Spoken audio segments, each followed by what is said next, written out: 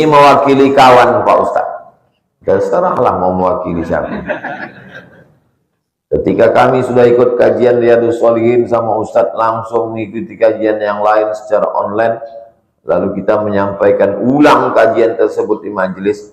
Bisakah kami mengaku sebagai murid Ustadz Abdul Somad? Atau kami mengatakan Ustadz Abdul Somad itu guru kami? Berapa kali pertemuan baru diakui murid? Apakah mesti 2 SKS, 16 tatap muka, atau yang mendengar online juga? Kalau kita dengarkan online, apakah bisa dianggap ijazah? Kata Syekh Abdul Mun'im bin Abdul Aziz Al-Ghumari pas ditanya dalam majelis sama mendengarkan hadis, ada orang yang mengikuti secara online, apakah dia masuk dalam majelis sama? Kata Syekh, iya. Baru semalam dijawabnya, masuk dalam majelis sama. Bagaimana kalau dia mendengarkannya tidak? Bagaimana kalau dia mendengarkannya tak satu waktu, tapi yang didengarkannya itu yang rekaman? Maka namanya wijadah. Wijadah sama macam menemukan dalam buku. Nah, jadi tidak hanya dalilnya mana? Dalilnya adalah ketika Nabi menyampaikan hadis, yang perempuan mendengarnya dari balik dinding, dari balik tirai. Itu juga dianggap mendengar. Jadi orang yang sedang di rumah sekarang macam sedang berada di balik tirai, di balik dinding, karena kecanggihan teknologi. Saudara kita yang sedang mengikuti online dari Sabang sampai Papua, yang sedang mencari nafkah di Hong Kong, di Taiwan, maka mereka juga masuk dalam kategori mendengarkan kajian kita subuh. Boleh jadi barokah dari mereka, untuk mereka lebih banyak pula dari kita lagi, karena lebih ikhlas. Mana tahu kita yang ditengok Allah kan hatinya. Jadi antum bilang ini dari guru kami, dari Ustadz Abdul Somad. Tapi setelah antum bilang antum murid saya, antum jangan lagi monceng cewek. Saya ini murid Ustadz Somad, besok antum monceng cewek. Oh begitu murid Ustadz. Saya dulu mengajar. Jadi pas pagi itu masuk WA, nomor WA saya kasih ke mahasiswa biar mudah mereka izin. Tak perlu, saya tak mau mempersulit mesti pakai surat. Mohon maaf Ustadz, ban kena paku, tak bisa saya datang hari ini. Ya saya bilang, saya paham mana ban dia mungkin di jalan tak bisa dia ngejar. Pulang saya siang dari depan UIN, keluar kan rumah makan sebelah kiri itu kan. Sebelum sampai lampu merah simpang 4 Panang, pas lewat rumah makan tuh nampak saya lah dia, cewek tuh megang belakang.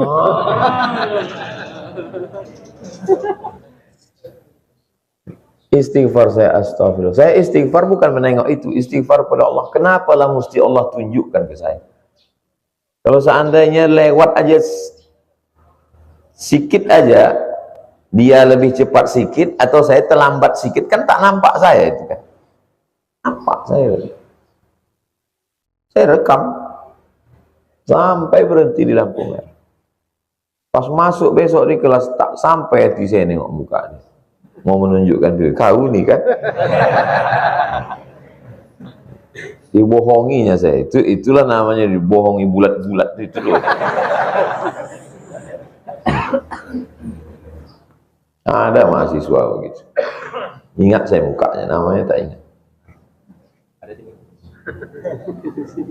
Ketika masbuk, apakah harus rukuk sempurna bersama imam baru terhitung rakaatnya?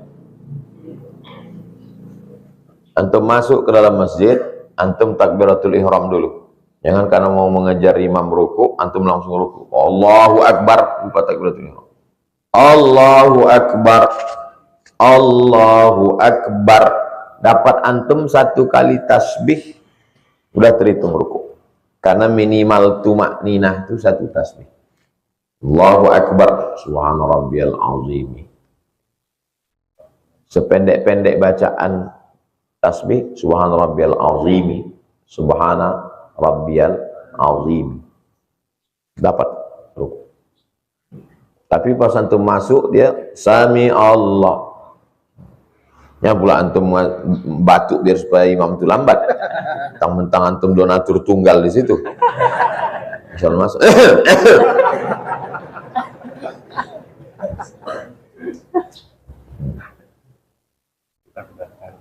Kalau masuk imam itu sedang sujud, Pak Ustadz ikut sujud.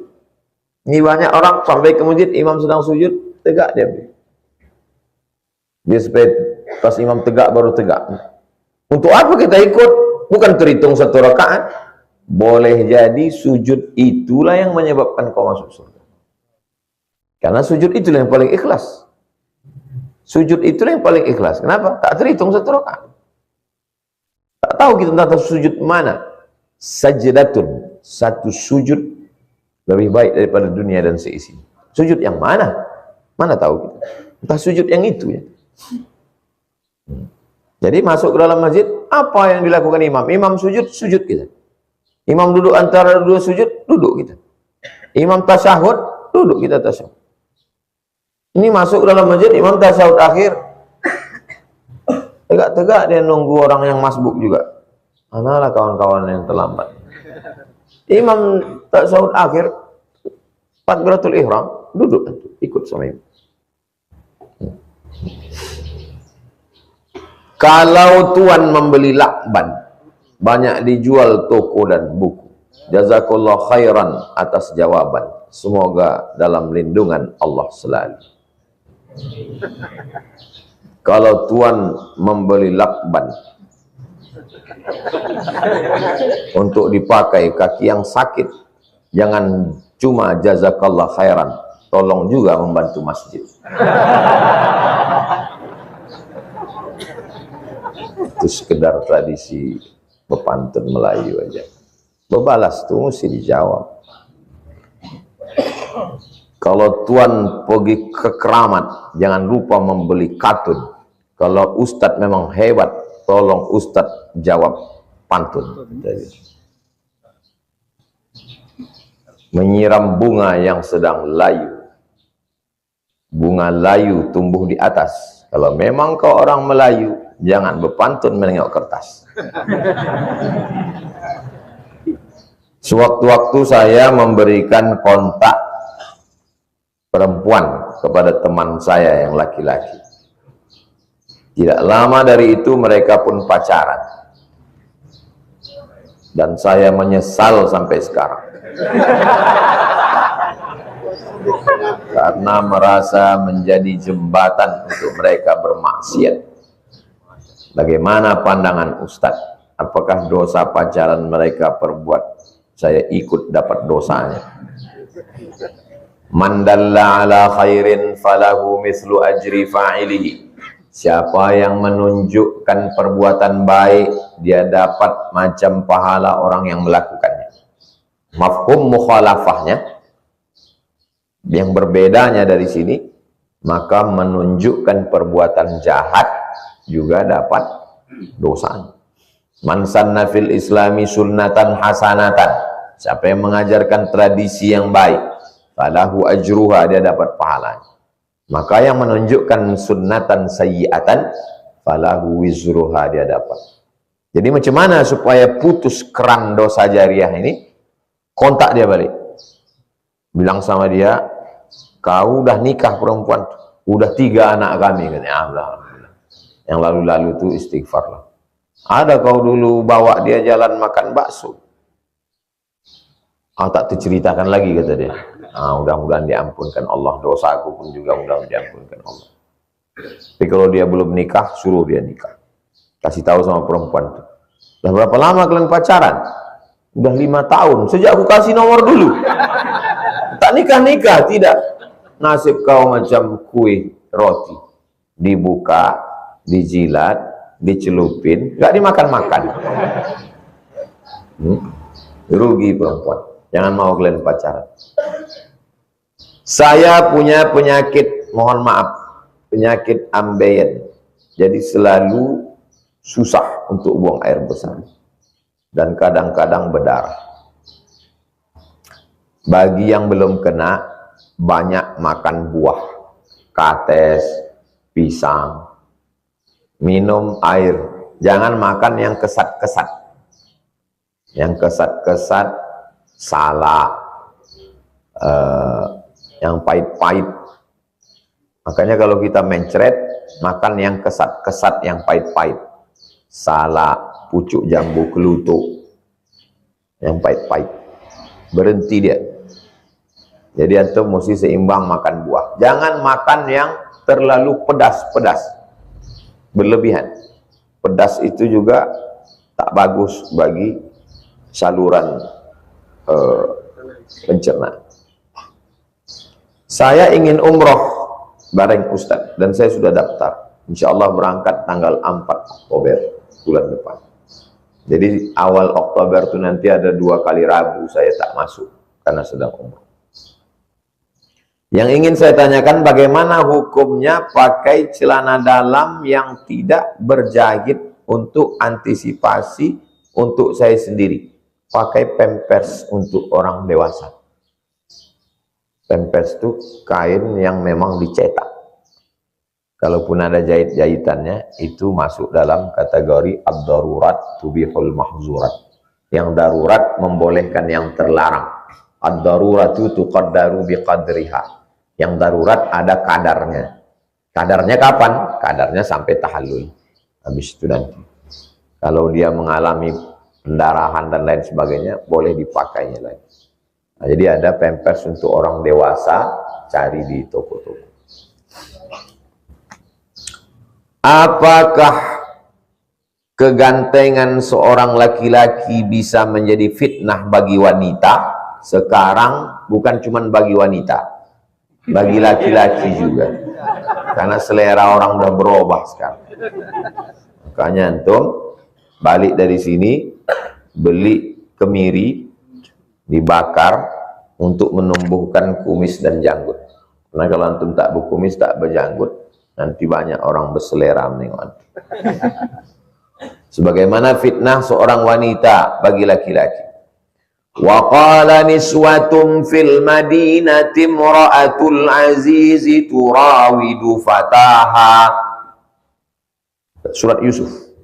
Wa qala niswatun fil madinati, perempuan-perempuan di kota. Apa kata perempuan itu? Imra'atul azizi turawidu fataha. Zulaikha sudah jatuh cinta kepada anak muda yang tinggal di rumahnya, Yusuf. Jadi rupanya dari dulu grup WA mak-mak ini memang udah. Zulaikha tak mau jadi korban sendiri. Kalian pikir enak jadi aku ini, kata Zulaikha. Diundangnya perempuan-perempuan itu. Kalian yang selalu menggosipi aku, besok datang kalian ke rumah, biar ku jumpa kalian Yusuf. Habis itu dikasihnya satu orang pisau sama buah. Setelah itu suruhnya Yusuf keluar. Pas Yusuf keluar, qata'na aydiyahunna. Kalau qata'a memotong. Dalam ayat itu bukan qata'a, qata'na. Mau motong-motong. Tuh potong-potong tangan sampai tak terasa. Waktu menengok Yusuf keluar, apa kata mereka? Ma hadza illa malakun karim. This is an angel. An angel, malaikat ini, bukan manusia. Apa kata Zulaikha? Itu yang kutahankan tiap hari. Kalian baru sekali aja potong-potong, aku tiap hari menengok itu. Mana tahan, kata dia. Jadi kegantengan itu pun jadi fitnah. Oh kalau gitu bercadarlah kami Pak Ustaz. Bukan saya suruh kalian yang muda-muda ganteng nih bercadar. Jadi maksudnya Pak Ustaz berhelm lah. Jangan muka kalian tuh muka PHP, memberi harapan palsu. Mentang-mentang ganteng semua diiyakan, bercakap lemah lembut. Akhirnya semua kelas tuh merasa antum dianggapnya antum, bukan semua kelas, semua fakultas. Dari mulai fakultas ekonomi sampai dakwah, sampai pertanian, perikanan, sampai bukan buat semua fakultas, semua dari mulai kampus UIN, kampus UIR, UNRI. Antum biasa-biasa aja. Kalau ngomong sama orang, sama kawan, sama siswi biasa aja. Jadi kita rapat panitia nanti sore, ya rapat. Ya lemah lembut, kita rapat ya. Nah, jadi disangkanya banyak orang kecewa. Masalah antum sudah sesuai dengan syariat Islam, lalu ada orang yang berbuat salah, itu bukan salah kita lagi. Sama macam antum buka rumah makan jual nasi. Datang orang membeli nasi, antum dimakannya, bertenaga dia. Setelah bertenaga, merampok dia.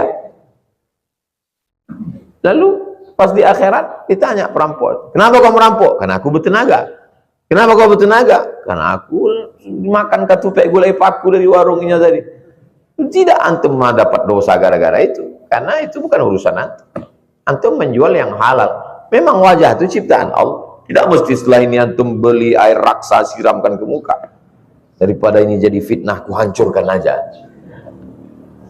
Penting antum sesuai dengan syariat Islam, tidak menjual harga diri, tidak memberikan harapan-harapan, tidak kecicilan, tak ramah, tak tentu arah, maka insya Allah kegantengan itu jadi nikmat.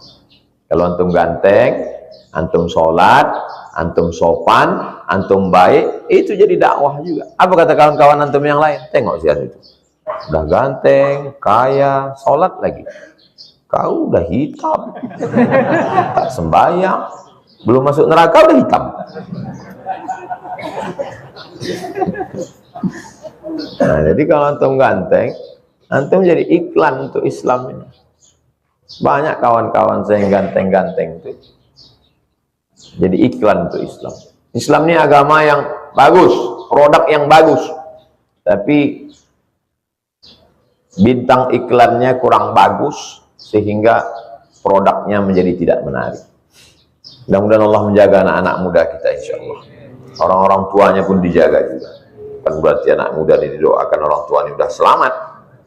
Saya pernah ceramah di satu tempat di Riau ini, tak usahlah sebut namanya. Ustadz, tolong Ustadz ceramahkan nanti, kata Pak tokoh masyarakat, tentang kejahatan orang tua. Lain ini permintaannya.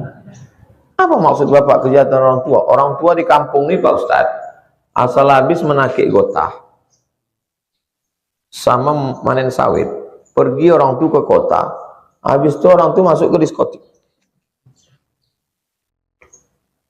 Tak pernah Bapak tanya? Pernah saya tanya. Kenapa kalian ke diskotik habis manen sawit sama panen gotah? Kami muda dulu susah. Waktu muda dulu susah, tak ada duit. Sekarang sudah tua inilah ada duit. Inilah kesempatan kami menikmati hidup. Mau nikah lagi takut sama bini. Kok salah kami begini? Oh, saya gas lah di situ ceramah. Jadi rupanya ada kejahatan orang tua. Makin diskotik, menengok diskotik, cewek-cewek cantik itu meniti Elio. Balik ke rumah menengok bini meniti matuk. Itulah pentingnya ibu-ibu juga memakai skincare. Bukan untuk laki orang, untuk laki ibu. Ibu berbedak, ibu berlipstik, ibu mengecat rambut warna pink. Tapi untuk bapak tuh bukan untuk orang. Ini banyak sekarang perempuan bersolek untuk laki orang. Berbedak dia berlipstik untuk laki orang. Kalau pas di rumah 3 gendangnya. Kalau tak mak lampir sendiri bolong nyiblorong. Nah, bapak-bapak ini juga motor itu memang tidak baru, tapi sering diservis, didempul, catnya diperbaiki. Senyum-senyum. Assalamualaikum Ustaz. Waalaikumsalam warahmatullahi wabarakatuh. Apa mazhab itu Pak Ustaz? Mazhab diambil dari kata zahaba. Zahaba artinya jalan. Mazhab adalah jalan. Kalau orang mau pergi ke Batam, ada jalannya naik pesawat. Kemarin saya naik pesawat, pesawatnya perempuan, Citylink. Asik berpantun aja di atas. Awak takut jatuh, dia berpantun. Ada pula yang datang ke Batam ini naik kapal, bukan Titanic, kapal jelati. Nah, macam-macam. Jadi mazhab adalah jalan untuk sampai kepada tujuan. Maka untuk sampai kepada tujuan ibadah yang benar, ada rukun, ada syarat, ada wajib, ada sunat, ada makruh, ada mubah, maka ulama menyusun. Maka ulama yang menyusun jalan itu disebut dengan mazhab Hanafi, disusun oleh Imam Abu Hanifah. Mazhab Maliki disusun oleh Imam Malik bin Anas. Mazhab Syafi'i disusun oleh Muhammad bin Idris. Mazhab Hambali disusun oleh Imam Ahmad bin Hambal. Saya menempuh jalan yang dibuat oleh Imam Syafi'i. Kenapa Ustaz pakai mazhab Syafi'i? Dulu di pesantren pakai mazhab Syafi'i. Pergi ke Mesir, di Mesir kalau kita sekolah Bu, dibuat itu nama Abdul Somad, jinsiyah, nationality, dari negara mana? Indonesia. Mazhabnya apa? Buat mazhab Syafi'i. Datang kawan saya dari Jawa Timur, dibuatnya Hanafi. Kok kenapa kau pilih mazhab Hanafi? Senyum dia. Kenapa kau pilih Hanafi? Bukunya tipis-tipis gitu. Ada orang yang jadi ustadz juga sekarang, kawan saya. Tak boleh sebut nama, menjaga kode etik. Apa benar jika kita belajar dengan seorang guru yang kita tidak tahu mazhabnya, kita tidak bakal masuk surga? Mayoritas Asia Tenggara, Indonesia, Malaysia, Brunei Darussalam, Patani Thailand Selatan, Moro Filipina, Singapura, mayoritas kita ini bermazhab Syafi'i. Jadi kalau ada orang mengatakan, Pak, mazhab Bapak apa? Saya tidak bermazhab, saya langsung ke Quran dan Sunnah. Berarti dia imam mazhab yang kelima. Nama Bapak siapa? Imam S. Arifin.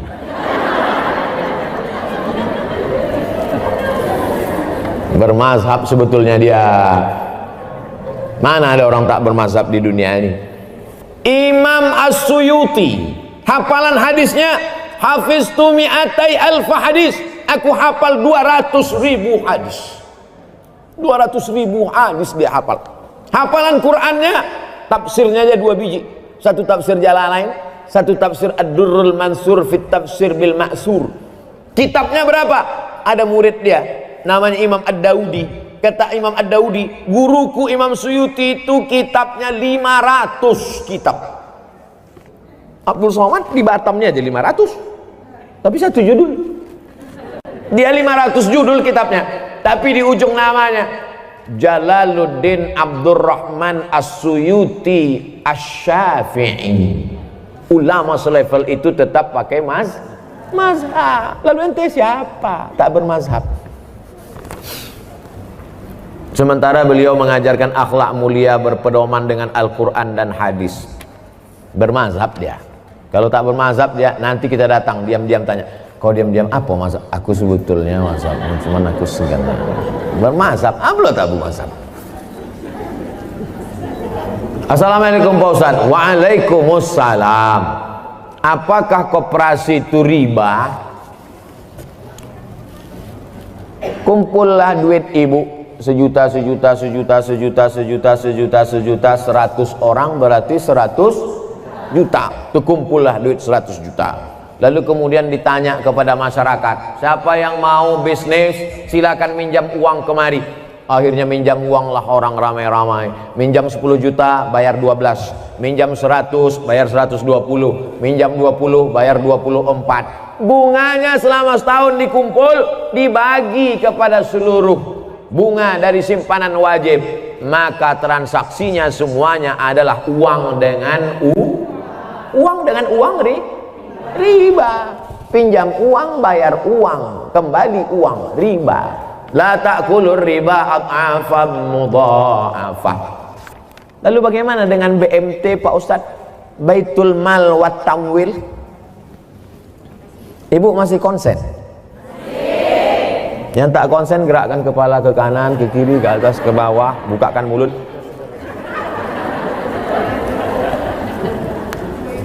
Ini koperasi, ini Baitul Mal. Udah jelas? Koperasi, Baitul Mal. Koperasi, Baitul Mal. Datanglah saya ke koperasi. Assalamualaikum koperasi, selamat siang. Koperasi. Bisa aku minjam duit koperasi? Berapa Pak? 200 juta mau beli mobil. Bisa? Bayarnya nanti 250. Berarti akadnya uang dengan uang. Uang dengan uang riba. Dah selesai. Ini koperasi. Sekarang datang saya ke Baitul Mal wa Tamwil yang syariah, koperasi syariah. Assalamualaikum kop syariah. Waalaikumsalam. Ustadz Somad, boleh foto gak? Boleh, ada habis tuh.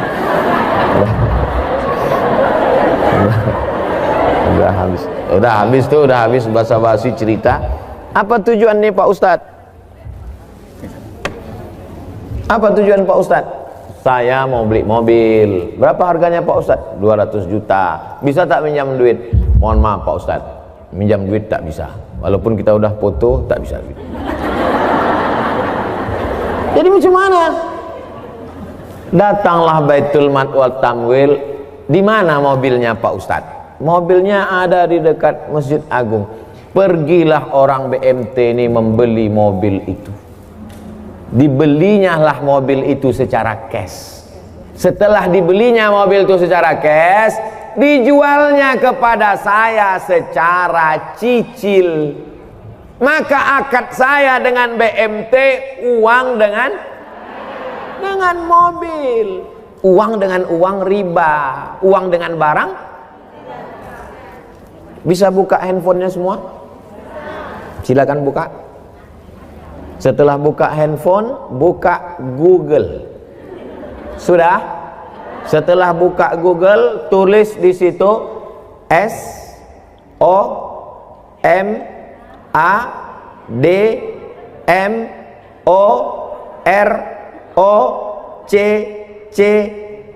Sudah?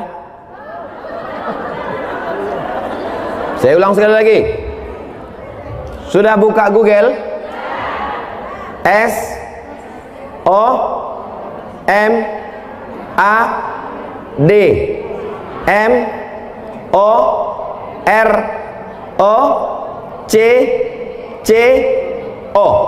Sudah? Spasi. Sudah spasi? Kredit. KREDIT. Kredit. Enter. Sudah? Langsung posting yang paling atas, Somad Maroko Blogspot Kredit, langsung postingkan ke Facebook, share ke kawan-kawan. Sudah? Tak tahu cara men-share? Nah, sekarang ku ajari.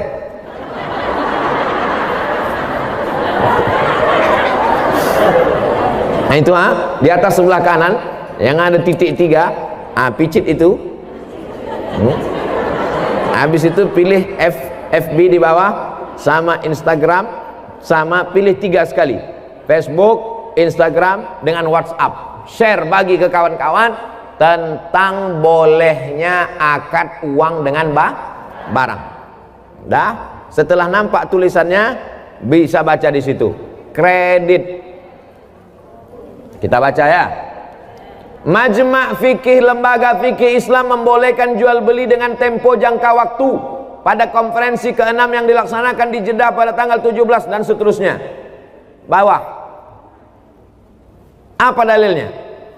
Jawaban, jual beli kredit itu tidak ada keberatan di dalamnya, artinya boleh jika waktu dan tambahannya diketahui berapa bulan, berapa tahun, berapa hari, meskipun harga kredit lebih mahal daripada harga kontan, karena penjual dapat manfaat.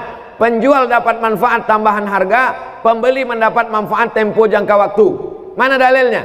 Disebutkan dalam Sahih Bukhari dan Sahih Muslim bahwa Barirah dijual oleh tuannya Barirah tu orang, waktu itu boleh menjual orang, budak hamba sahaya. Barirah dijual oleh tuannya dengan cara kredit selama 9 tahun. Jadi kredit zaman Nabi itu lebih lama dari sekarang, 9 tahun kreditnya. 1 tahunnya bayar 40 dirham. Ini menunjukkan bolehnya jual beli kredit karena tidak ada unsur gharar, ketidakpastian. Ke koperasi pinjam uang, bayar uang, berlebih uang, riba. Ke Baitul Mal wa Tanwil, kita transaksinya adalah antara uang dengan barang. Jelas? Jelas semua. Tak ada yang tak jelas. Wallahu a'lam bishawab. Baik, terima kasih Ustaz. Alhamdulillah pertanyaan sudah diajukan semua. Dan sebelum diakhiri ada satu pertanyaan Ustaz. Ini tataran spesial dari Radio Ustaz. Dari pendengar yang hari ini belum mendengarkan acara kita kesempatan kali ini. Pertanyaannya singkat padat jelas. Ini yang baik-baik selesai. Yang pertama itu atas. Yang atas saja, satu. Assalamualaikum. Waalaikumsalam warahmatullahi wabarakatuh. Allahumma salli ala Muhammad. Allahumma salli ala Sayyidina Muhammad wa ala ali Sayyidina Muhammad. Ustaz, saya ingin bertanya di luar tema. Dari tadi luar tema semua. Bagaimana cara menghadapi istri yang suka cerewet?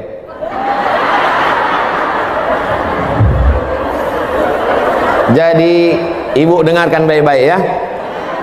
Saya jumpa dengan Habib Ali Ba'agil. Kata Habib nih cerita, ada di Yaman itu sumur tua. Jadi di sumur ini ada jin. Di dalam sumur ini ada jin. Suatu hari menimba airlah ibu-ibu. Menimba air, rupanya timba ini terlalu berat. Ibu ini pula orangnya slim. Akhirnya tertarik timba itu, jatuh dia ke dalam. Masuk dia ke dalam sumur itu. Lalu kemudian datanglah suaminya mencari. Dicari-carinya, ditengoknya, ada tanda-tanda kalau bininya masuk ke dalam sumur. Akhirnya diulurkannya Diulurkannya tali timba, ditariknya. Maksudnya mau menyelamatkan istrinya tadi. Naik jin juga. Akulah penghuni sumur ini. Ditanya sama suami tadi, kenapa kau naik? Aku tak tahan direpeti bini kau di dalamnya. Kau kok tahan kali? Aku baru 2 menit udah pokak telingaku dalamnya. Jadi rupanya jin-jin itu pun tak tahan juga. Itu sanadnya dari Habib Ali Ba'agil. Dia cerita ke saya tak tahu udah cerita itu dari mana. Kalau mau tahu tanyalah ke dia. Jadi kalau ada perempuan-perempuan ini repetnya itu ada 2, repet positif dan repet negatif. Jadi kalau ibu-ibu masih merepet, kenapa abang pulang terlambat, abang pulang pergi sama siapa, jalan sama siapa, itu positif apa negatif? Dia mau menyelamatkan bapak supaya jangan habis waktu nongkrong di kedai kopi. Dia mau menyelamatkan supaya duit tak habis sama kawan-kawan sehingga tak bisa membayar anak sekolah. Dia ingin supaya bapak mendirepetnya, abang kenapa tak sembahyang, nanti abang kalau tak sembahyang ku campakkan ke sungai. Takkan sampai hatinya. Dia baik. Kedua, dia merepet itu ada sebabnya. Betul?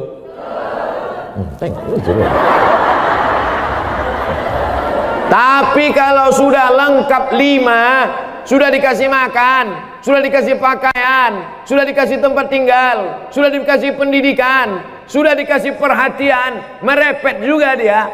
Tanya dia baik-baik, kau ini sebetulnya dulu nikah sama aku ini dipaksa sama ayahmu atau gimana? Jadi repetnya itu ada positif, ada negatif. Selama ibu masih merepet dengan anak ibu, kau pergi kemana sama siapa, jalan pulang jam berapa, kenapa jilbabmu tak panjang, kenapa rokmu pendek, kenapa ini koyak, kenapa pinggangmu kau ikat pakai tali jemuran, kenapa? Selama ibu masih merepet, insya Allah selamatlah anak-anak kita, insya Allah. Selagi ibu masih bisa merepet, merepetlah bu. Siap merepet, takbir. Repet teruskan. Saya zikir, kok malah tambah galau? Salah satu dari niat atau bagaimana yang lebih baik untuk cara berzikir menurut agama Islam Pak Ustadz? Kalau bisa wudhu dulu, tapi kalau nggak bisa wudhu langsung saja zikir. Kalau mau zikirnya pakai tasbih yang 100 itu bagus. Banyak orang pergi umroh lebih lebih lama milih tasbih daripada bertasbih. Milih tasbihnya lama, tasbih batu, tasbih kaca, tasbih koka, tasbih zaitun. Tasbihnya beli tasbih 100 pergi umroh, pas pulang satu pun nggak ada yang disimpan, semuanya dikasih ke orang. Tinggal punya dia 2, itu pun digantung di kaca spion mobil. Itu alat tasbih itu supaya tasbih kita teratur, dihitung 100. Terserah, tapi saya lebih banyak bersolawat. Bersolawat. Allahumma sholli ala sayyidina Muhammad wa ala ali sayyidina Muhammad. Allahumma sholli ala sayyidina Muhammad wa ala ali sayyidina Muhammad. Allahumma sholli ala sayyidina Muhammad wa ala ali Muhammad. Mulut menyebut, hati mengingat, sikap mengagungkan. 3 caranya. Mulut menyebut, hati mengingat, sikap mengagungkan. Pejamkan mata. Kalau bisa sholat dulu, kalau pagi sholat duha, kalau malam sholat tahajud, kalau nggak ada waktu sholat sunat mutlak 2 rakaat, sholat sunat hajat. Ya Allah, tolong hajatku ini supaya tunaikan segala, mudahkan urusan dunia akhirat, tenangkan batinku. Sholat, setelah itu barulah berzikir. Baca Quran itu zikir, sholat itu zikir, tasbih itu zikir, sholawat itu zikir, istighfar itu zikir. Kalau belum datang mungkin kurang banyak, siapkan cawannya, siapkan gelasnya. Allah akan menurunkan airnya. Gelas itu hati kita, air itu adalah ketenangan dari Allah. Kalau belum datang mungkin bukan Allah tidak tunaikan janji, karena Allah maha menunaikan janji. Innaka la tukhliful mi'ad. Tapi mungkin cawan kita masih kotor, kita bersihkan hati, kita mohon kepada Allah. Orang yang berserah diri kepada Allah, Allah pasti akan menolong dia. In tansurullah, kalau kau tolong agama Allah, yansurkum. Wa may yattaqillah, siapa yang bertakwa kepada Allah, siapa yang bertakwa kepada Allah, yaj'al lahu makhraja, Allah berikan dia jalan keluar dari segala problematika masalah hidupnya. Jadi jangan pernah berhenti, jangan pernah mungkin kurang syarat, kurang khusyuk. Obat saja pun yang hebat, kalau tidak cukup syarat tidak jadi obat, malah jadi penyakit. Ini ada pil kapsul dari Jerman. Kalau dimakan, kalau dikonsumsi, kalau diobati anaknya, insya Allah sehat. Begitu dikasih, anaknya bukan sehat, malah makin sakit. Gara-gara apa? Gara-gara salah dengar. Gimana ibu kasih obatnya? Setelah saya kasih obatnya, saya masukkan ke bubur, saya suapkan ke anak saya. Rupanya kata dokter kemarin bukan ke bubur, ke dubur. Salah pasang. Makanya dengarkan baik-baik, amalkan tulus ikhlas, Allah akan menurunkan pertolongannya, ditenangkannya hati kita sebagaimana ditenangkan hati ibu Nabi Musa, ditenangkan hati kita sebagaimana ditenangkan hati Maryam, ditenangkan hati kita sebagaimana ditenangkan hati Nabi Muhammad sallallahu alaihi. Ini pertanyaannya jauh dari European Union. Assalamualaikum warahmatullahi wabarakatuh. Waalaikumsalam. Semoga Ustadz Somad senantiasa dalam ridha Allah, amin. Pertanyaan saya terkait dengan istilah aswaja, ahlus sunnah wal jamaah. Insya Allah Pak Ustadz bisa memberikan penjelasan dari arti makna latar belakang aswaja. Apa benar apabila ditelaah bahwa aswaja memiliki garis keturunan langsung dari Rasulullah? Bagaimana kita tahu keaslian daripada ulama-ulama yang mengatakan mereka adalah habaib? Saya hadir di Hotel Crown. Ketika itu 2 tahun yang lalu datang Habib Umar bin Hafiz, hafizahullah wasaddaqutah. Jadi di Jakarta ini ada namanya Persatuan Ahlul Bait Keturunan Nabi Muhammad sallallahu alaihi wasallam. Nama ketuanya Habib Zain Ibnu Sumaid, hafizahullah. Habib Zain Ibnu Sumaid. Dulu saya dikasih kartunya saya simpan di dompet, dompetnya tinggal pulang. Nah, nanti yang ngaku-ngaku habaib dicek di sana. Kata Habib Zain bin Sumaid, kami bisa ngecek dia Habib asli atau Habib palsu dari 4 nama. Abdul Somad bin Bakhtiar bin Yahya bin Ahmad Shah. Dari 4 nama ini nanti dicek bisa ketahuan. Wah, ini Abdul Somad bukan keturunan Nabi Muhammad. Jadi keturunan Nabi Adam. Bisa dicek. Jadi nanti kalau ada orang ngaku, itu pasti ada silsilah nasab dia. Al-Haddad, Al-Shihab, Al-Jifri, Al-Sakaf, Habib Salim As-Sagaf Al-Jufri, Habib Rizik Syihab, Habib Fulan. Ini ada silsilah nasabnya sampai kepada Sayyidina Ali, sampai kepada Sayyidina Al-Husain, Husain anak Sayyidatuna Fatimah, Fatimah anak Sayyidina Muhammad sallallahu alaihi wasallam. Adapun makna ahlus sunnah, orang yang berpegang kepada sunnah-sunnah Rasulullah sallallahu alaihi wasallam. Apakah pernah Nabi duduk-duduk di masjid buat pengajian seperti ini?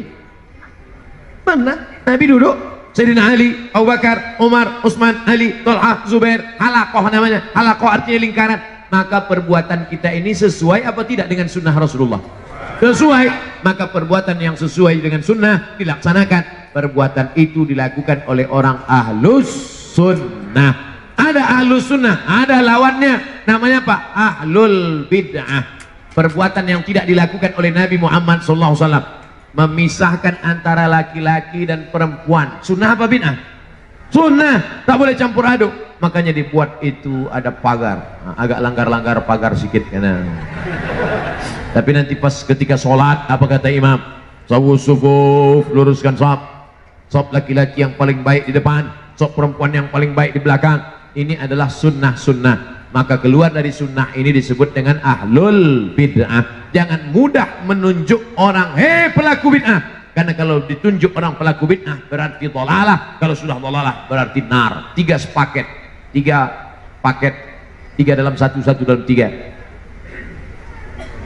Bid'ah, dhalalah, finnar. Jangan mudah menuduh orang dhalalah kalau tidak betul-betul itu memang bid'ah. Karena ketika kau tunjuk saudaramu, hei pelaku bid'ah, berarti sudah mengeluarkan dia dari ahlus sunnah. Kita ini insya Allah tetap sampai mati dalam ahlus sunnah wal jamaah. Bagi seorang muslim belum bisa di akikah karena belum sanggup, apa boleh ketika sanggup kemudian dia akikah di hari tuanya? Bacalah buku Abdul Somad 37 masalah populer. Bisa sudah saya tulis itu di dalam blog www.somadmorocco.blogspot.com. Kita tes ya. Ini enaknya kalau punya ustadz milenial. Tulis ya, www.somadmorocco, SOMADMOROCCO,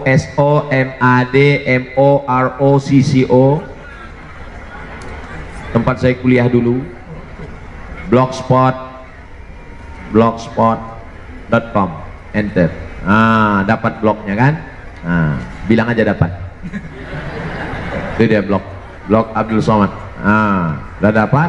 Di situ banyak tentang masalah-masalah, berbagai macam masalah ada di situ. Termasuklah masalah akikah. Sudah saya tulis puluhan tahun yang lalu blog ini. Boleh akikah setelah dewasa. Yang paling afdal 7 hari lahir. 7 hari nggak ada uang, 14 hari. 14 hari nggak ada juga, 21 hari. 21 nggak ada juga. Nggak usah tengok kalender lagi.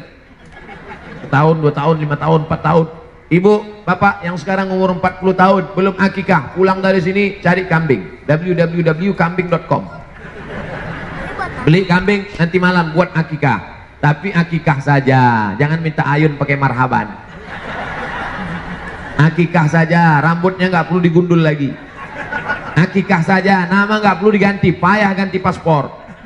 Bolehkah akikah setelah dewasa? Boleh. Lihat dalil-dalilnya udah saya tuliskan. Nah ini boleh akikah, silakan. Bapak ibu yang belum akikah, silakan akikah. Apa hukum akikah? Tidak wajib, sunnat muakkad. Kullu mauludin, setiap anak yang lahir, murtahanun bi aqiqatihi, tergadai dengan akikahnya. Bagaimana cara menebus anak yang tergadai? Tuzbahu anhu yauma sabihi, sembelih kambing hari ke-7. Yuhlaku, cukur rambutnya. Wa yusamma, kasih nama yang baik. Rambut dia di dalam tadi bercampur dengan darah najis kotor, bersihkan, gundulkan kepalanya. Kasih nama yang baik. Nama yang baik, nama yang bagaimana? Nama yang dinisbatkan kepada Allah. Abdullah, Abdurrahman, Abdurrahim, Abdul Somad, Abdul Latif.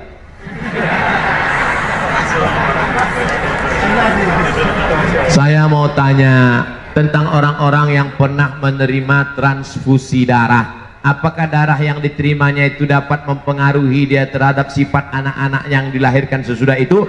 Menurut fatwa ulama Al-Azhar Mesir tempat saya kuliah, transfusi darah dari darah siapapun boleh selama darah manusia. Jangan darah ular sawah. Selama darah manusia, tak perlu kau tanya ini darah siapa, Islam apa tak Islam, maling apa koruptor, tak perlu. Selama darahnya sesuai, darah O, darah A, darah C. Ada darah C? Tak ada darah. Saya mau ngetes saja jamaah masih sadar apa enggak.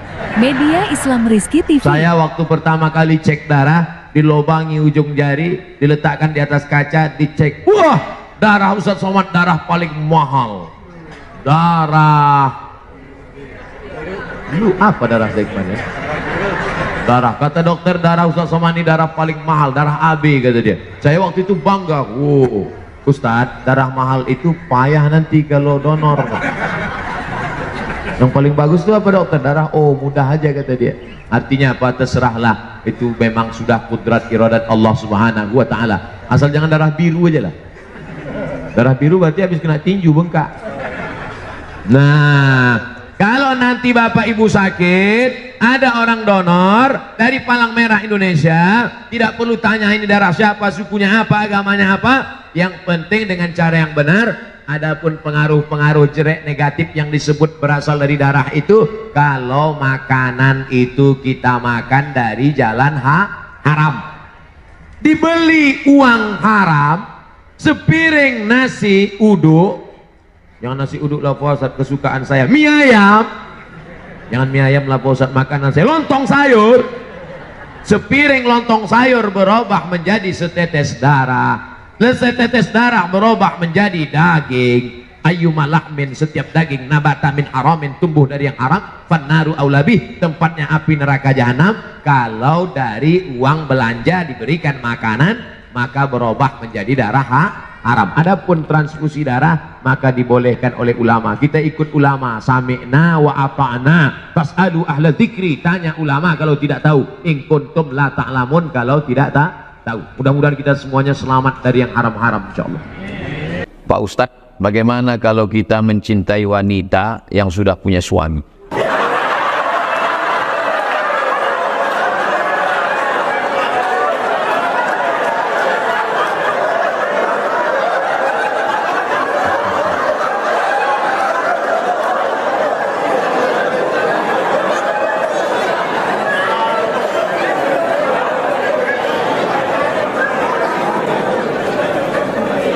Hukum berlaku pada perbuatan yang sifatnya pilihan.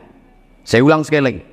Hukum berlaku pada perbuatan yang sifatnya pilihan. Contoh, di depan saya ada dua, air zam-zam dengan khamar. Saya punya pilihan. Saya bisa milih air zam-zam, tapi saya dengan penuh kesadaran memilih khamar.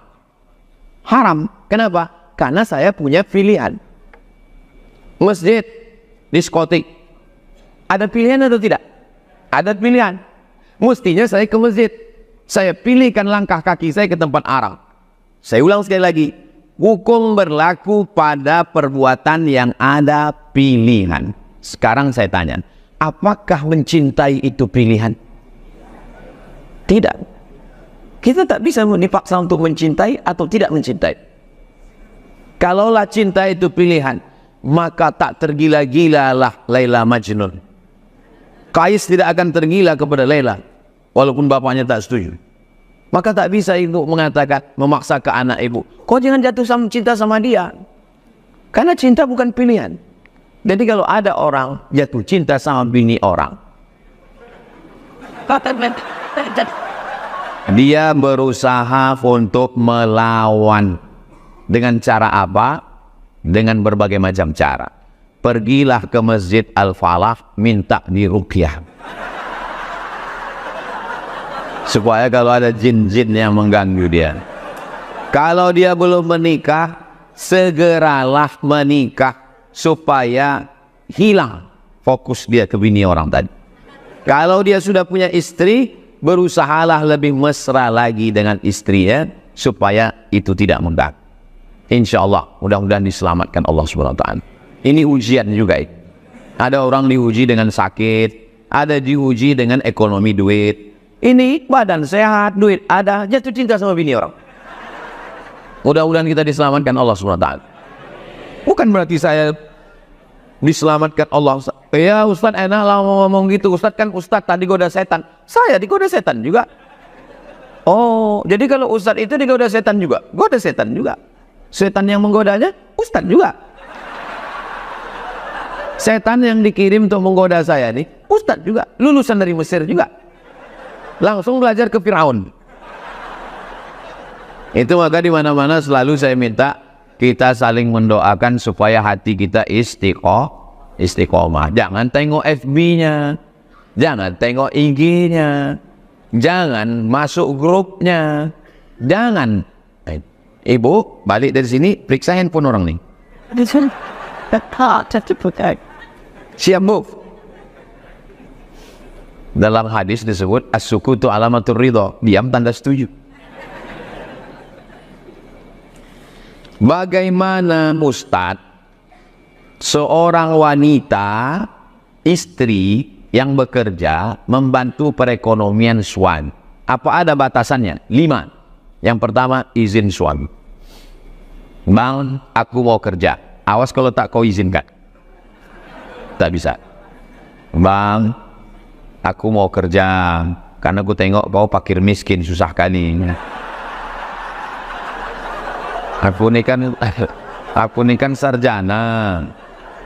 Aku ni S1. Kesalahanku dalam hidup ini cuma satu lah bang, jatuh cinta sama kau, ini lah salah. Tapi cemana lah bang, cinta ini kan tak bisa memilih, kata Ustaz Somad. Nah, jadi izinkan aku kerja biar bisa aku bantu kau fakir miskin.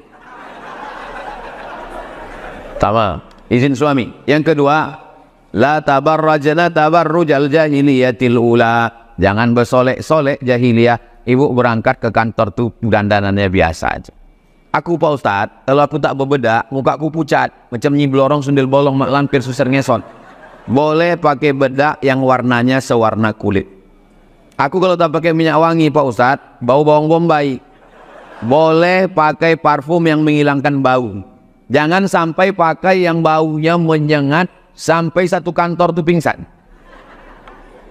Jangan bersolek-solek jahiliyah, biasa aja. Sampai nanti kawan-kawanmu akan berkata, kau ku tengok biasa aja tapi kami terpukau semuanya. Apa sih skincare-nya? Aku tak ada pakai skincare. Terus ini bekas air wudhu. Oh, jadi kau sangka kami tayamum semua.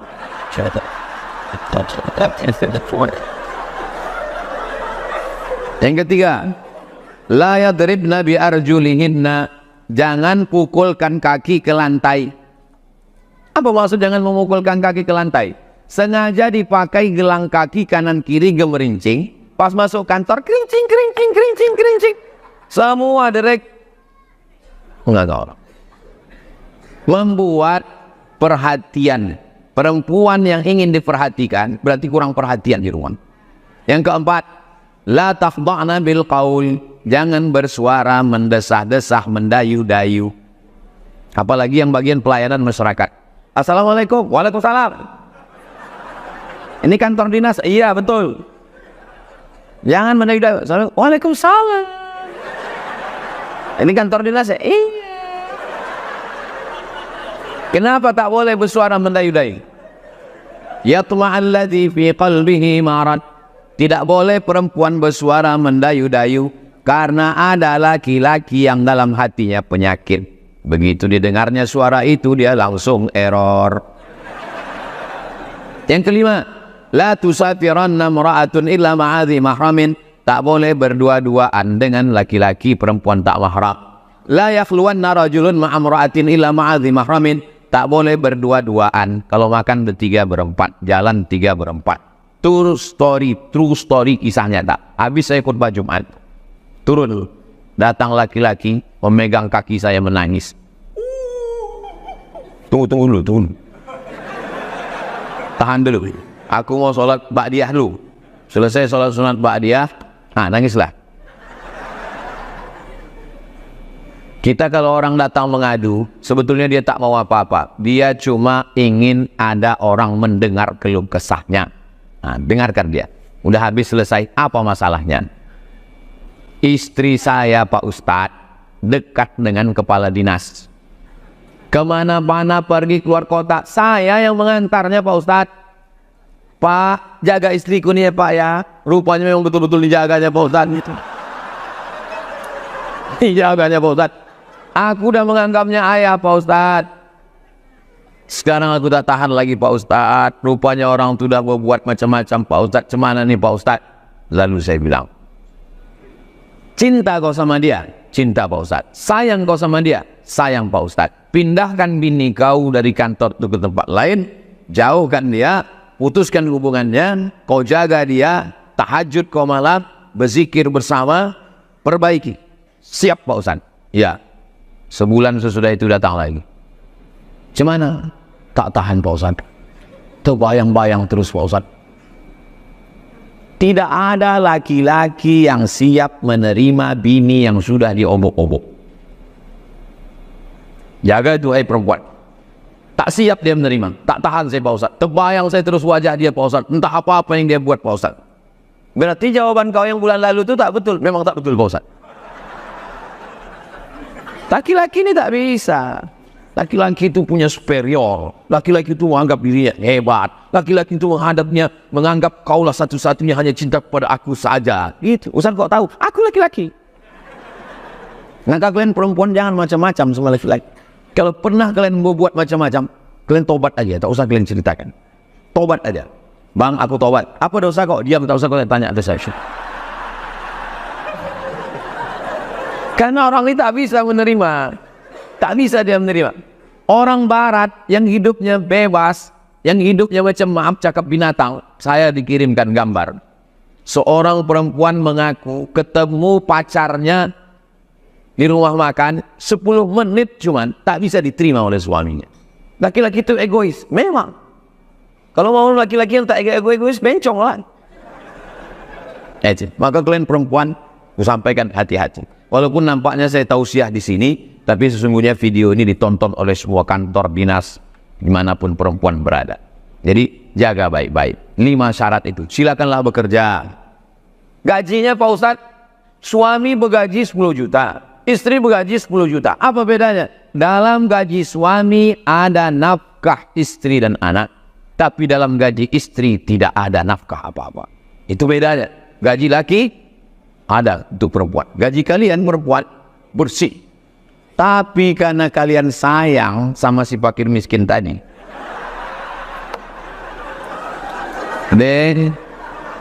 gaji kau pakai untuk abang ya. Apa kata dia? Bang, jangankan gaji ini, nyawa aku kasih sama dia. Apakah belum cukup lagi STNK, BPKB yang udah kau gadaikan itu? Pakailah bang. Perempuan ini kalau dia udah sayang, semua dia serahkan. Betul kan, Bu? Tengok. Dari tadi pas ku tanya, diam. Pas ini, iya gitu. Angkatnya macam-macam sama perempuan. Makanya laki-laki tak boleh berzakat kepada istri. Bapak, banyak duit. Lalu bapak bilang, istriku, aku dapat uang 100 juta. Ini zakatku 2,5 juta, 2,5%. 100 juta 2,5%. Ini ku kasih kau 2,5% sekaligus belanja kita. Tak bisa. Suami tak bisa berzakat ke istri, tapi istri bisa berzakat ke suami. Bang, aku kan bisnis woman nih bang, duitku banyak. Ini zakatku ya. Kau kan masuk dalam asnaf yang 8 tuh bang.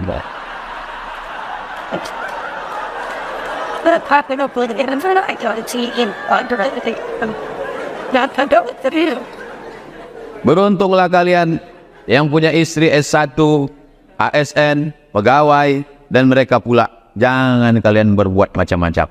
Kalau galah patah masih bisa disambung, kalau kaca retak masih bisa direkat, tapi kalau sudah hati sakit, kemana obat akan dicari? Setuju kali orangnya. Almarhumah mama saya fans Ustaz. Beliau meninggal 9 tahun lalu. Namun sebelum beliau meninggal ingin jumpa dengan Ustaz.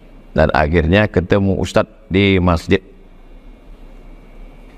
Setelah ketemu Ustaz, untuk almarhumah beserta ibu kita, ayah kita yang sudah mendahului kita semuanya, Al-Fatihah. A'udzubillahi minasyaitonirrajim. Bismillahirrahmanirrahim. Alhamdulillahirabbil alamin arrahmanirrahim maliki yaumiddin iyyaka na'budu wa iyyaka nasta'in ihdinas siratal mustaqim siratal ladzina an'amta 'alaihim ghairil maghdubi 'alaihim waladdallin amin. Allahumma ighfir lahum warhamhum wa'afihim waj'alil jannata mathwahum. Wa sallallahu ala sayyidina Muhammad wa ala alihi wasallam walhamdulillahirabbil alamin. Kapan ingat langsung, tak boleh tunda.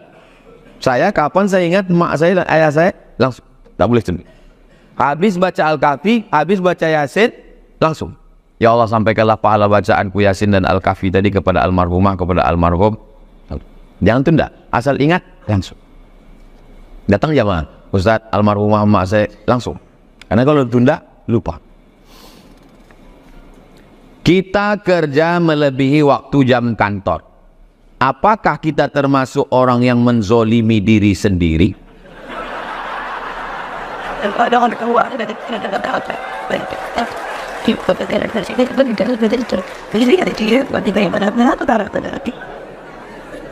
Inna li jasadika alaika haqqan. Badanmu punya hak, kasih dia makan. Tidak boleh puasa tiap hari, puasa terus sampai tak makan, tak boleh. Inna li ainika alaika haqqan. Matamu punya hak, kasih dia tidur. Tidak boleh tahajud dari isya sampai subuh tak tidur malam, haram. Inna li ahlika alaika haqqan. Istrimu punya hak, kasih dia perhatian. Tak boleh kerja terus, tak pulang-pulang dari kantor. Karena ada yang perlu perhatian di rumah, anak dan istri. Ustaz Somad nyusun jadwal bagaimana? Semua dapat. Santri dapat, YTWU dapat. Jalan Kamboja, Rimbo Panjang dapat. Kantor-kantor di Pekanbaru, semua dapat. Saya sudah atur. Saya insya Allah tidak zalim, tidak aniaya. Lalu kemudian masuk kantor jam 8, pulang jam 4. Mestinya jam 4 sudah pulang. Lembur sampai jam 8. Apakah itu termasuk aniaya? Tidak. Kenapa? Karena nanti habis jam 8 malam atau jam 9 dia akan pulang. Masih ada istirahat. Masih ada lagi waktu untuk dengan keluarga. Yang penting dengan keluarga itu bukan kuantitas, tapi quality time. Bagaimana kita di rumah? Sudah tahu kerja dari jam 8 pagi sampai jam 4 sore. Macet lagi di jalan sampai jam rumah jam 6. Habis itu azan maghrib, sholat maghrib. Tinggal lagi potong mandi, potong sholat 9, 10. Cuman 2 jam.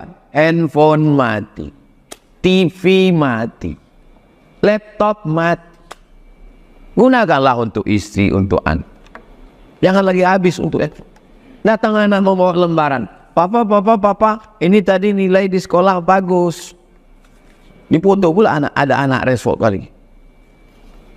Datang dia mau menunjukkan prestasi dia. Tadi di sekolah dapat penghargaan. Dengarkan bacaan Amma Yatasa'alun. Amma Yatasa'alun. Kapan lagi dia mendapatkan? Memangnya Ustadz ada jalan-jalan ke mall? Ada. Ustadz memangnya ada jalan-jalan? Ada. Gimana Ustadz jalan-jalan? Pakai masker, pakai topi, kacamata hitam. Selalu saya jumpa jamaah di mall. Dipanggil Ustadz Somad ya? Bukan.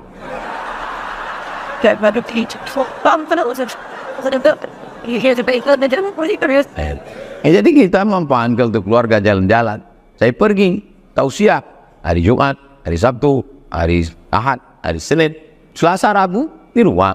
Rabu subuh dengan jamaah, dengan santri.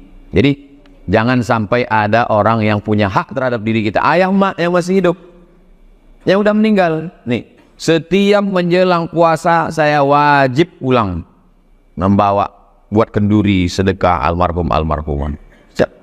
Adapun paket tiap bulan sejak meninggal 2019 sampai sekarang 2023 200 paket tak kosong dari saya sendiri dan dibantu oleh jamaah sampai hari ini.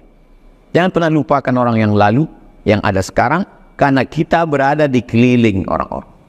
Ustaz tuh ngomong aja tuh jatah DBI tak ada, ini ada. Siapa bilang tak ada?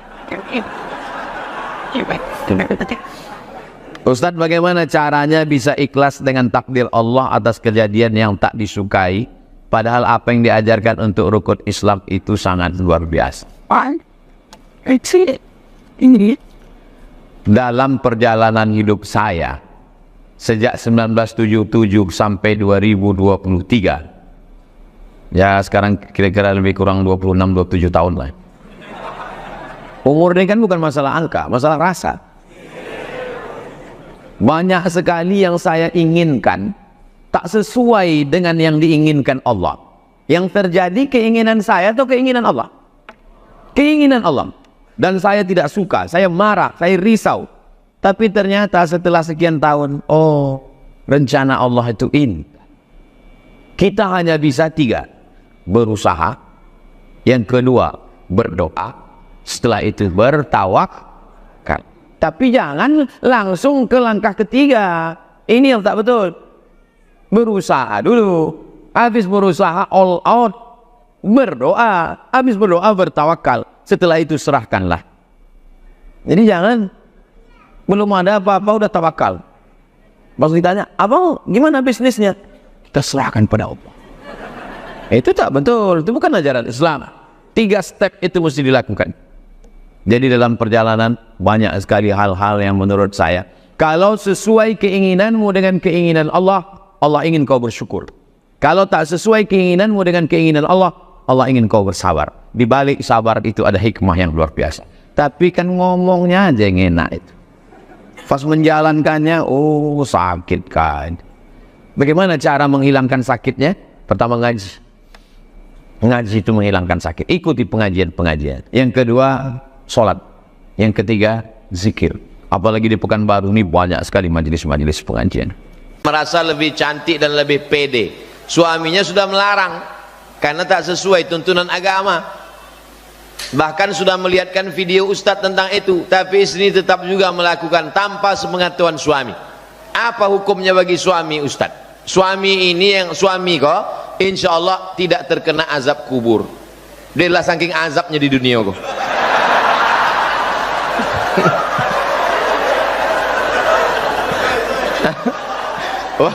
Waktu malaikat anak mazhab kata malaikat ikut ndak usah lagi. Ibu tiawa lazab ono.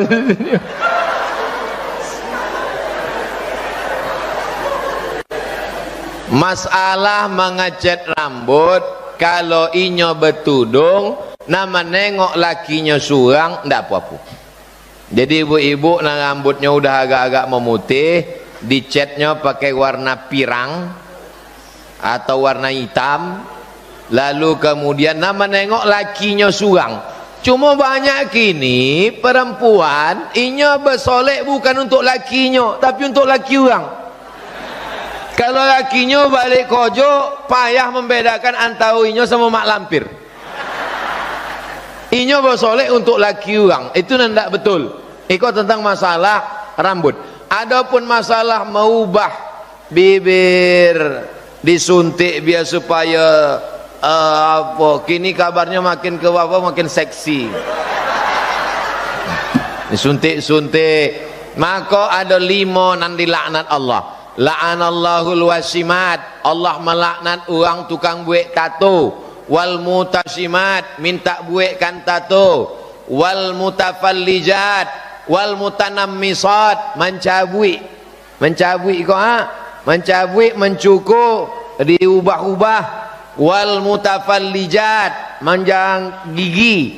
Wal mughayyirat, mengubah ciptaan Allah lil husni, itu dilaknat Allah Subhanahu wa taala. Adapun ndak layak, misal mohon maaf tumbuh giginya ndak layak, satu ke utara satu ke selatan, ndak layak. Inyo sonyum uang comeh, mengubah ndak layak jadi layak boleh, tapi membuat yang la normal menjadi abnormal, itunya dilaknat Allah Subhanahu wa taala. Jadi wahai para istri, taatlah kepada suami, karena suami bertanggung jawab di hadapan Allah Subhanahu wa taala. Kamu cantik bukan karena sulam alismu, kamu cantik bukan karena silikon masuk ke pipi.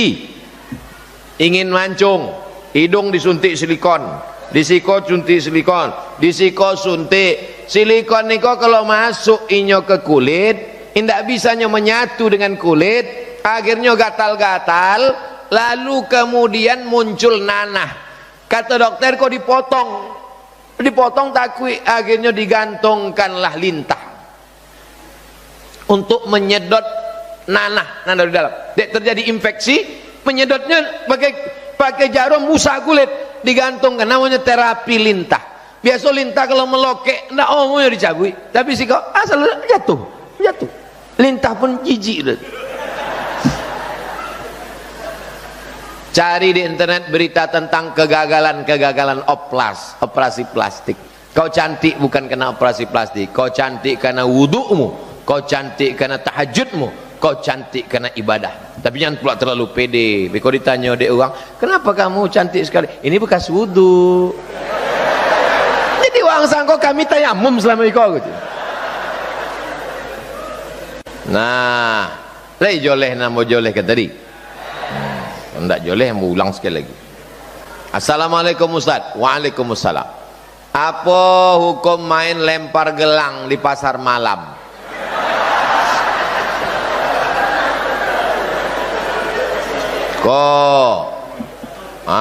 Diambil golang, lempar, judi. Apa bayar 10.000, 10.000, 10.000, 10.000. Ambo sama 10.000. Nah masuk golangnya, dapatnya 50.000. Duit siapa yang nampak 10.000 tadi? Nampak 10.000 itu duit orang. Nan golangnya tidak masuk. Maka judi kok banyak bentuknya. Judi bukan cuma biliar, judi bukan cuma gaple, judi bukan cuma dadu, judi macam-macam bentuk gini. Memancing menjudi yo. Buat pendaftaran mancing, hadiah 10 juta. Pendaftaran suang 1 juta, mendaftar 1 orang ingin mendapat 10 juta, pendaftaran 1 juta, ikannya siko, ikan konyang. Masuk cacing kata ikan, kata. Dari pagi sampai sore, dan terakhir tu nak mendapat duit. Siapa mendapat tadi? Duit uang nak mendapat tadi. Apa tu? Judi. Jadi jangan sampai awak kena pada judi. Innamal khamru khamar wal maisir judi wal ansab menjebeli binatang untuk berhala wal azlam mengundi nasib nanompek kok rijsun najis min amali syaitan perbuatan setan fajtanibu jauhi la'allakum tuflihun kalau kamu menang, kalau kamu ingin menang dunia akhirat. Mudah-mudahan Allah selamatkan anak awak dari judi. Anakmu ndak ada main judi kau ya, judi kamar aja, judi online. Assalamualaikum Ustaz. Waalaikumsalam. Solat jamaah itu seperti apa? Soalnya saya sering lihat jamaah musafir di Masjid Iqo ketika solat isya pas rakaat ketiganya baca tahiyat akhir dan salam dan melanjutkan solat isya berjamaah lagi, dan ada lagi pas solat maghrib setelah selesai solat maghrib berjamaah yang mengajak temannya solat jamaah isya berjamaah di belakang. Di Masjid Iqo itu letak buluh kok ada musafir entah inyo dari Toluk tah dari mana lah, ndak lawak tanya kan. Waktunya salat isya pas rakaat ketiganya baca tahiyat akhirnya salam, batal salatnya. Dalilnya ju'ilal imamu liyutamma bih, imam itu diangkat untuk mengikuti. Hai orang-orang yang musafir, kalau kamu singgah ke masjid masuk waktu isya, imamnya orang yang mukim, maka orang yang musafir itu isyanya tetap 4 rakaat. Kalau nyo masuk ke dalam masjidnya dapat 1 rakaat, inyo musafir, inyo togak bukan nyo ulang 1, nyo ulang 3. Karena inyo mengikuti imam. Imamnya mukim, maka inyo mesti. Iko lain loh. Masuknya ke masjid, imam isyanya maghrib 3 rakaat. Jadi seolah-olahnya kata, imam kamu duluan ya. Mana bisa? Imam 4 rakaat, awak ikut 4 rakaat. Ju'ilal imamu liyutamma bih. Jadi kalau musafir datang ke masjid, imamnya 4 rakaat, isya ikut empat. Setelah empat rakaat baru togak iqamat maghribnya 3. Namanya solat maghrib isya jamak takhir. Karena maghribnya ditarik ke isya. Ini yang pertama kok salah. Ada lagi pas solat maghrib, setelah solat maghrib berjamaah dia mengajak temannya solat isya berjamaah. Kok betul? Datangnya ke siko pas maghrib, selesai solat maghrib, inyo ke belakang, nyo solat isya. Isyanya berapa rakaat? 2 rakaat. Sebab apa? Sebab inyo dengan kawannya iko sama-sama musafir. Jarak musafirnya berapa kilo? 89 kilo. Jadi kalau dari Pekanbaru ke Tolok sampai 90. Hah? 89. Ikhtilaf nampaknya kok. Nah, jadi kalau 89 kilo makanya bisa jamak qasar. Kalau kurang daripada itu maka tidak bisa jamak qasar. Seorang dibesarkan oleh orang tua angkat. Apakah istilah durhaka kepada orang tua itu juga berlaku untuk beliau? Apakah kita melakukan suatu apakah durhaka kepada orang tua kandung itu juga berlaku kepada orang tua angkat? Mengadopsi anak elok, tapi syaratnya jangan lakukan 3. Yang pertama, jangan pakai bin anak tu bin awak. Ambo ndak ada anak pedusi, ingin punya anak perempuan, ambo ambil anak angke perempuan, lalu ambo buat namanya binti Abdul Somad. Salah. Maka buat binti ayah kandungnya. Kami tidak tahu ayah kandungnya siapa. Ambo balik sembayang dari masjid raya, tiba-tiba di muka rumah kami ada kardus. Janganlah dibuat binti kardus. Binti Abdillah, hamba Allah, tidak tahu ayahnya siapa. Tapi jangan awak sabi binti awak. Waktu nikahnya sok juga walinya siapa walinya? Jangan awak lo gagah-gagah hamba wali. Fasultan waliun man la waliyalaha. Kalau tidak ada ayahnya maka walinya adalah wali hakim Pak Kua. Yang kedua, anak eko kalau awak mati inyo indak dapat harta warisan. Jadi cara menyelamatkannya maka awak kasih dari hibah. Ambosok kalau mati uang ndak dapat, tapi itu ada ruko, itu untuk uang hibah ambo. Langsung uruskan surat BPN supaya ndak jadi perebutan sesudah awak mati. Yang ketiga, inyo bukan anak kandung awak, maka mahram awak tidak mahram. Maka selama di rumah jangan berdua-duaan, jangan sampai membuka jilbabnya. Inyo ndak boleh halal awak tengok kecuali muka sama tapak tangan. Ya udah semesti dia udah macam ayah saya, udah macam, berawal dari macam, berakhir dengan macam-macam. Berapa banyak anak angke jadi bini angke. Hati-hati, apalagi ibu-ibu, waspadalah. Kejahatan terjadi bukan hanya karena ada niat dari pelakunya, tapi juga karena ada kesempatan. Jadi kalau awak sudah menjaga anak angke iko, berbuat baik, maka anak angkat mesti membalas baik. Mana dalilnya? Man ahsana ilaikum, siapa yang sudah berbuat baik pada kamu, fakafi'u, balaslah. Fa ilam tajidu, kalau katamu tak sanggup membalas, fad'ulahu, doakan. Jadi melawan, tak membalas juga bagian dari durhaka. Jaga. Bagi siapa yang punya anak angkat, jago nanti 3 tadi, jangan sampai dilanggar. Kalau kita beramal, apakah amalan kita ini sampai untuk dia Pak Ustadz? Sampai. Ambo ada mak angkat ambo, amak kandung ambo pindah ke Riau, ayah amak angkat ambo di Medan, ambo sampai kelas 2 SMA semuanya, meninggalnya. Kini ambo bacakan Yasin, ambo sampaikan, ya Allah sampaikanlah pahala bacaan Yasin pada amak angkat ambo namanya Fulanah binti Fulan. Sampai. Jangan kena amak angkat pada ambo. Kau anak-anak muda kau sama ambo kan tidak ada hubungan angkat mengangkat kau. Lalu kemudian mati ambo. Lalu kemudian anak-anak muda kau membaca Yasin. Ya Allah sampaikanlah baca Yasin kau kepada almarhum Abdul Somad. Sampai. Mana dalilnya? Ketika Nabi lewat di makam, Nabi ambil pelopah korma, Nabi tusukkan ke makam. Sahabat bertanya, Kenapa engkau tusukkan pelupa korma itu ya Rasulullah? Pelupa korma kau bertasbih, tasbihnya sampai pada orang mati. Kata Imam Nawawi, kalau tasbih pelupa korma sampai, apalagi bacaan Quran untuk orang beriman. Walaupun bukan ayah kandung awak, walaupun tidak ada hubungan nasab, salam awak untuk orang mati sampai. Ambo lalu pulang, lewat di makam, ambo ucapkan salam, assalamualaikum ya ahlal kubur, sampai. Kalau tidak sampai, tidak akan disuruh Nabi. Maka salam itu dibagi 3. Ada salam yang wajib dijawab, salam ambo tadi. Ada salam yang tidak wajib dijawab, salam waktu selesai sembahyang tadi, assalamualaikum warahmatullah, jangan dijawab pula. Waalaikumsalam Pak Imam. Salam dan awak tidak ingin mendongau jawabannya, itulah salam awak untuk orang mati. Kalau lewat di kubur, assalamualaikum ya alal kubur, nyo menjawab tapi awak tidak dongau. Kalau sampai awak dongau, waalaikumsalam, mati awak. Jadi bagi yang punya rumah angkat, ambo sampai kini tetap ambo kirim Al-Fatihah Yasin pada rumah angkat ayah angkat ambo.